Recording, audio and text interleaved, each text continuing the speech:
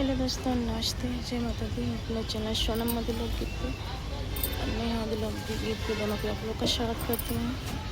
और मेरी तबीयत भी सही नहीं है क्योंकि शनिवार वाले दिन रात में हमारे घर में चोरी हो गई थी। हमारा दोनों फ़ोन भी चला गया, कुछ कैश रखे थे वो भी चला गया। तो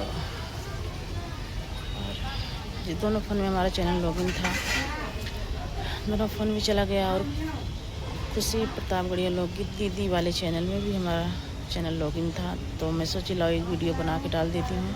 अब जब तक मैं फ़ोन नहीं ले पाऊँगी 10-15 दिन तक, जब तक हमारी वीडियो नहीं पड़ पाएगी, तो आप लोग अपना आशीर्वाद प्यार दुलार हमारी जो वीडियो पड़ी है उस पर बनाए रखना, ताकि हमारा चैनल ना बैठे।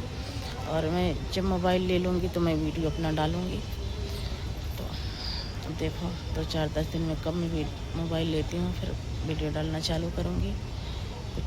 मोबाइल भी गई है, दोनों मोबाइल गई है, और कुछ पैसे वो भी चले गए हैं। इस टाइम हम बहुत परेशानी में चल रहे हैं।